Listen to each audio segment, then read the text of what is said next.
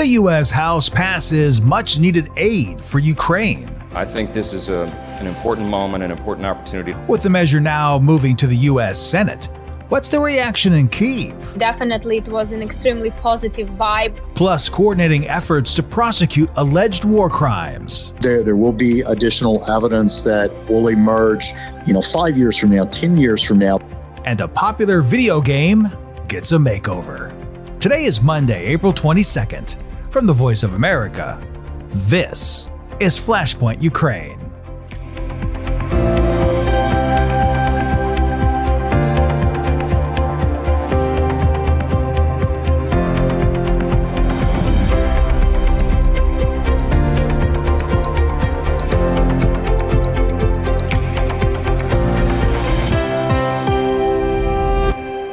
Hello, I'm Steve Miller in for Lori Lundin.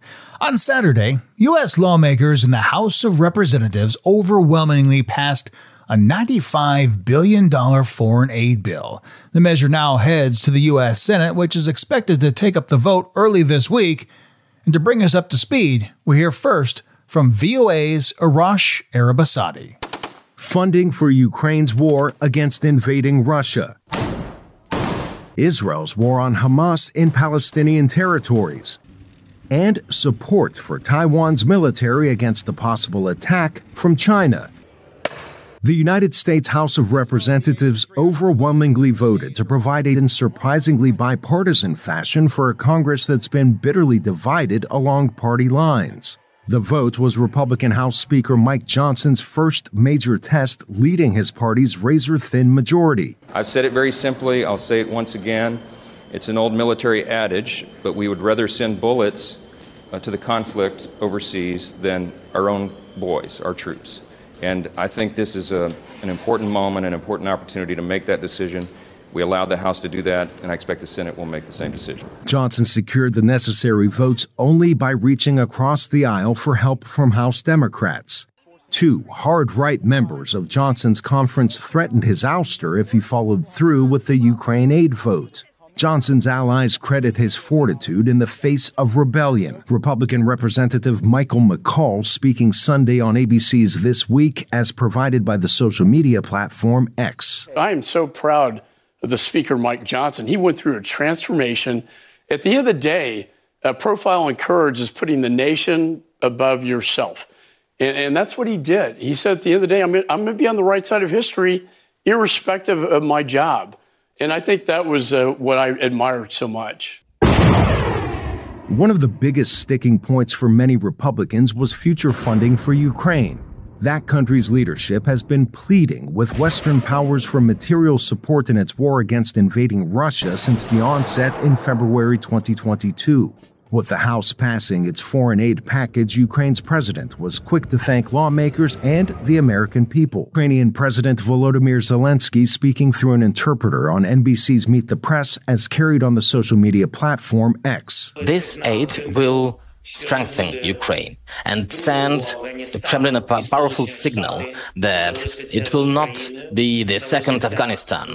The United States will stay with Ukraine, will protect the Ukrainians, and they will protect democracy. The bill contains $60 billion in aid for Kyiv now in its third year of war with Moscow. It includes $26 billion for Israel's war effort against Hamas, as well as humanitarian aid for civilians in conflict zones like Gaza.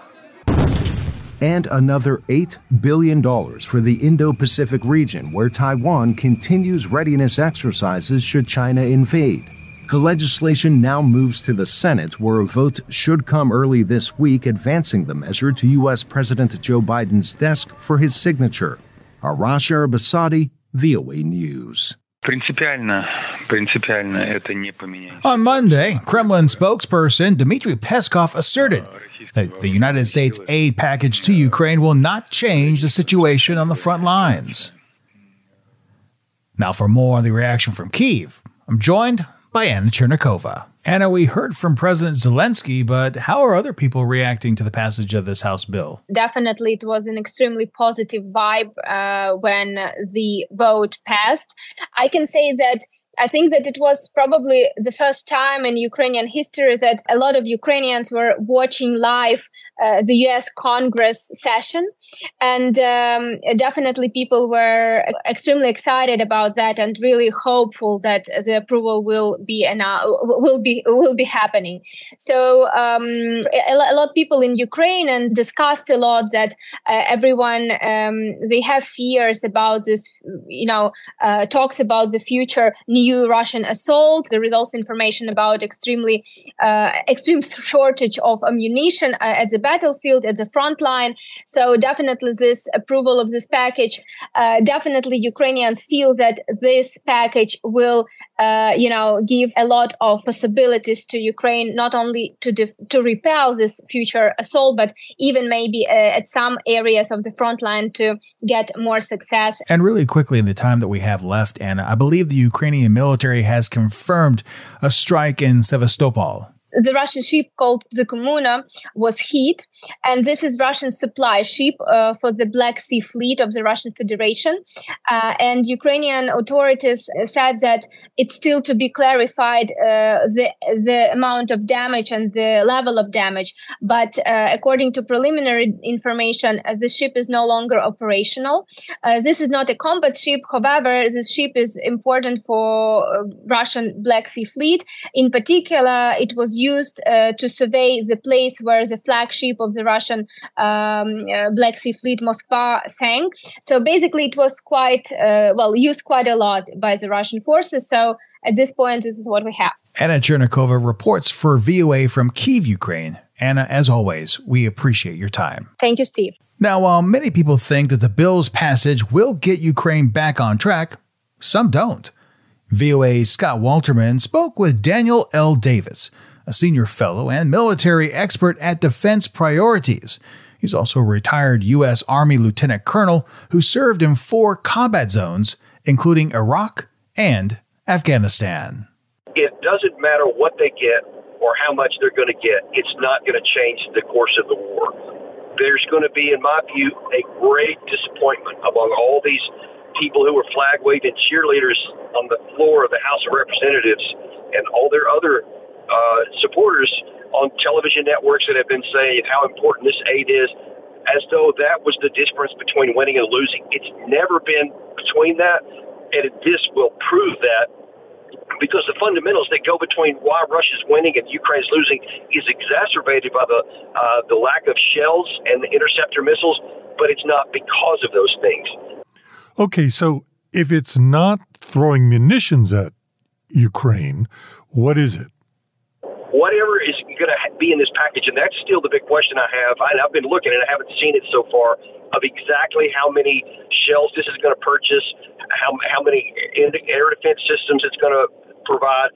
I haven't seen any of those yet, but that's going to be critical to deciding how long it can even help, because that's the message you're going to get. So, for example, there was allegedly an imbalance along the front line of up to I forget the name, 1 to 5, 1 to 10 in disparity in both personnel and in artillery shells, depending on where on the front you're looking at right now. That's why they say they've needed this amount of ammunition. But here's the thing. Russia is producing somewhere, and I'm talking producing, coming off the assembly lines, around 250,000 shells per month. The West is producing cumulatively somewhere between 35 and 40,000 shells per month by the most recent estimates I could get. And that has nothing to do with this supplemental. That's just as many as we can physically crank out. Now, what apparently this supplemental is going to allow is that as soon as the president signs it, he's going to send that number of shells from our existing inventory into Ukraine. So they don't have to wait till it gets produced. They're just going to get it. But that's the big question. How many shells are we talking about? Because then you have to take that number and then divide it by, the front. And then let's just say that maybe you can change the ratio from 1 to 5 to 2 to 5 or 2 to 7. You're not going to redress that total change. And one of the bigger issues on the battlefield is Russia's accelerating electronic warfare capacity. So even though Ukraine has a lot of drones, 80% of them, by one count, are getting knocked out of the sky by electronic means. Russia's producing more of that, on the other hand, which aren't being knocked down at that pace. Russia has more missiles, and nothing's going to reverse those imbalances. And the biggest issue, the number one issue, is manpower. It's not about machines. It's not about ammo. It's not about money. It's about manpower. They're losing more people than they gain every month. Russia, on the other hand, is adding 30,000 to 40,000 troops per month signing up. So they are more motivated because they see they're winning. That's the big issue that I just want to pound home, that this supplemental is not going to change anything on the battlefield. It may expand the amount of time that Ukraine has, but ultimately it won't change the outcome. It's just going to make loss more expensive. Defense Priorities military expert Daniel L. Davies speaking with International Edition host Scott Walterman. And while Russia steps up attacks on Ukraine, coordinated efforts to investigate and prosecute war crimes committed during Moscow's invasion continue. We'll hear more as Lori Lundin speaks with Ambassador Clint Williamson, lead advisor of the Atrocity Crimes Advisory Group for Ukraine. We've been hearing almost from the start of Russia's full-scale invasion of Ukraine that war crimes were being committed, stories of mass graves that we heard. Can you speak to the potential scale of Russian war crimes up to this point, and are they ongoing? Yeah, I went out to Ukraine a week after the full-scale invasion. So I went with a small team of people at the request of the prosecutor general. We were on the ground 8 days after the invasion and started working with the Office of the Prosecutor General. I think our first meeting was on March 3rd, 2022. At that very first meeting, at that point, they had already registered around 300 war crimes cases. Now that number is over 125,000. So it is just on an enormous scale. Those numbers will come down some. I mean, there obviously will be some reporting. There will be some cases that probably shouldn't have been classified as war crimes. So there are a number of things that will bring the numbers down, but we're still talking about tens of thousands of cases that they're going to have to deal with. It's going to be impossible for the court system to deal with every single one of these. So they are going to have to prioritize cases, have to determine which ones are more serious, those that involve multiple deaths, those that are particularly heinous, those that are occurring on a large scale, things like that will go into this kind of triage process, for lack of a better word, and that they'll have to narrow down and then figure out which of these cases they have to pursue. But this process will go on for years and years. If you look at the domestic systems in the Balkans, places like Croatia and Bosnia, they're still dealing with war crimes cases 30 years on. And I think that's going to be the same in Ukraine. This war is reaching a pretty critical point for Ukraine, a pretty dire situation with vital U.S. funding having been stalled for months, and Russia seems to be taking advantage of that in recent weeks, targeting Ukrainian cities. Even this week, an 8-story apartment building in a northern Ukrainian city hit, apparently a hospital. And also we're seeing what would appear to be intentional targeting of Ukraine's energy sector. It appears to be an effort to cripple Ukraine's electrical grid. Would that constitute a war crime? It can. And I think the way that the Russians are going about this, it does constitute a war crime. So without getting too technical, there is a concept that's referred to as dual-use targets. So these are targets that are primarily civilian in nature, but can be used for military purposes. So, for example, if you have a factory that is producing mainly civilian cars, but is also producing tanks, that would be a dual-use facility and could potentially make it a legitimate target for military attacks. So it's a question of proportionality. You have to determine what is the military uses of a certain facility, and does that justify the attacks? What we are seeing, though, I think in Ukraine is the targeting of facilities of a lot of different buildings and places that are almost entirely civilian in nature. And clearly the intention of the Russians here is to create deprivation in the civilian population, to make it difficult for Ukrainians to go about daily life, and the scale, the scope of these attacks over an extended period, I think argue very strongly for this being an intentional attack on a civilian facility, which war crimes. So prosecuting international war crimes, as you mentioned, takes years and years and years. The International Criminal Court in The Hague, about a year ago, issued arrest warrants for Russian officials due to the forcible deportation of children from Ukraine. Will part of your work be to see any of these war crimes Ukraine is trying to take on within its own justice system? Will that be any quicker, or, as you said, will it just all be just years and years from now? What I was meaning when I talked about the process going on for years, I think more in the sense of it's just going to take that long to get through these investigations, these prosecutions. There will be additional evidence that will emerge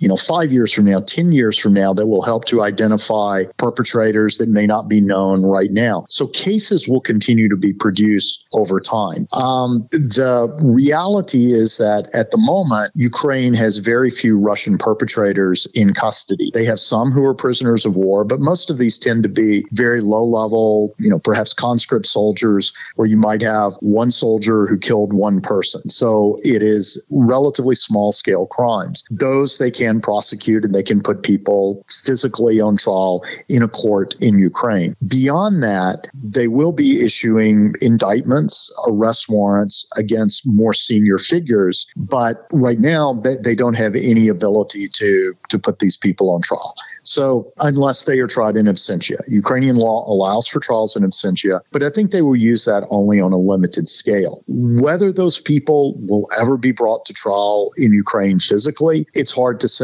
There could be a change to a more rule of law oriented government in Russia at some point. Right now, that seems unlikely, but stranger things have happened. Clint Williamson is the lead advisor of the Atrocity Crimes Advisory Group for Ukraine, and you can hear the full conversation on this past weekend's Issues in the News, hosted by Lori Lundin. And in just a few moments, how a video game is raising money for schools in Ukraine. The funds will be used to restore a school in the Dnipro region destroyed by a Russian missile. This is VOA News. You're listening to VOA's Flashpoint Ukraine. I'm Steve Miller. Artificial intelligence continues to play a role in modern information warfare, revolutionizing the way that data is processed, analyzed, and disseminated. As technology advances, understanding the intersection of AI and information warfare becomes increasingly crucial and safeguarding the integrity of information ecosystems. Now, to take a closer look at how the United States, China, and Russia all use AI in their respective information warfare operations, I caught up with Augusta University professors Lance Hunt and Craig Albert, two of the authors of a recent study on this topic, which was published in Defense and Security Analysis. So, Lance Hunter, I'm going to begin with you since you are the lead author on this paper. Broadly speaking, what kinds of artificial intelligence tools are being employed by the United States, Russia, and China as part of their information warfare campaigns? Yeah, so there are a number. When we're thinking of Russia and China, in large measure, they're using artificial intelligence in their information warfare or influence operations offensively to a decent degree, meaning to try to target individuals and groups in different countries, a lot of times Western democracies, to try to influence public opinion. And this can be done in a lot of instances through specific algorithms on social media or other online platforms that are meant to influence individuals' opinions regarding Russia, China, or in some instances to try to increase any type of political division or polarization within countries.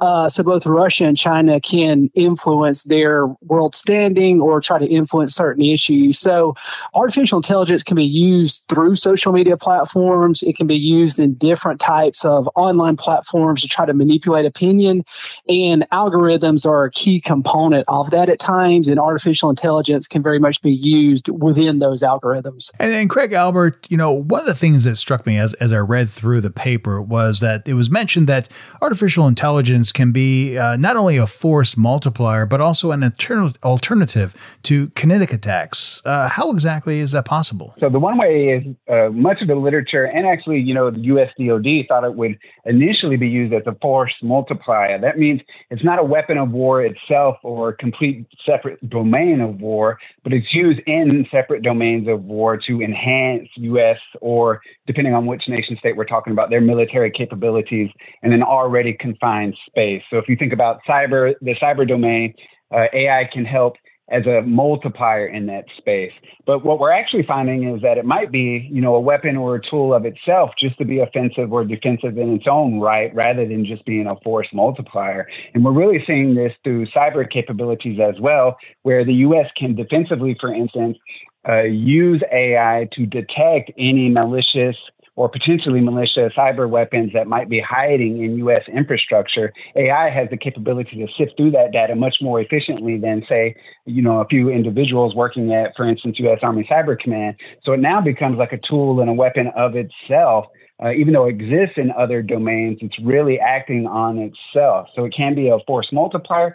Let's say that it can operate with autonomous vehicles, autonomous warfighting vehicles, for instance, and really help push those out in a timely fashion. Or it exists by itself, for instance, on social media or through social media algorithms, as Dr. Hunter was speaking of. It can really push the amount of messages, the type of messages, and who the target of those messages is, really becoming a weapon in its own right. Augusta University professors Lance Hunt and Craig Albert, and we'll have the rest of that conversation on Tuesday's Flashpoint Global Crises. And finally, there's a Ukrainian version of the famous video game Minecraft. The new game, called Minesalt, is based on Ukraine's famous Soledar salt mines. Anna Kosachenko brings us that story to round us out. The Soledar salt mines in Ukraine once attracted tourists who could spend hours exploring the vast underground caverns. That was until the war. The mine shut down in early 2023, but United 24, the official fundraising platform of Ukraine, wanted people to continue to explore their beauty and history. When Russia occupied Soledar in February 2023, we immediately started thinking about projects that can tell the city's story and remind the world about our unique salt mines, about Ukraine fighting for each of its cities. Thanks to the effort, the salt mines are virtually accessible to Minecraft players. The spin-off includes 16 locations and offers a quiz that players can complete for a chance to win prizes, explains Grace. The Minesalt world created in Minecraft is dedicated to Soledar. To win, you need to listen carefully to the stories you hear during your online journey. By the end, you need to collect crystals. Minesalt ambassadors help players throughout the game. Among them are celebrities like Canadian TV star of Ukrainian origin Katheryn Winnick, Virgin Group founder Richard Branson, Nobel Prize winner Paul Nurse, actor Misha Collins, boxer Alexander Usyk, football player Alexander Zinchenko, Ukrainian actress Ivana Sarno, and former NASA astronaut Scott Kelly. There's a lot of hidden places in the salt mines, right? And you'd be in there looking for crystals, right? And the kids would learn the history of Soledar and its mines. Kelly has been engaged with the effort to help Ukraine for almost 2 years. He visited the Ahmadi Children's Hospital in Kyiv. He has also pledged over $500,000 he received from the sale of his NFT collection called Dreams Out of This World. I said it was the 5th most meaningful trip I've ever taken, but that's only because I've flown in space 4 times. To recreate the mines in the game, developers spoke to people like Stepan Bandrievsky, who worked for Artem Seal, the company that ran the mine. There were tours for tourists through the mines. They accommodated soccer matches and inflation of a hot air balloon, an event included in the Guinness Book of Records. When the game developers approached him, he saw it as a unique opportunity to show his former workplace to his 6-year-old daughter. When Ukraine is liberated from these terrorists, we will return because it's our home.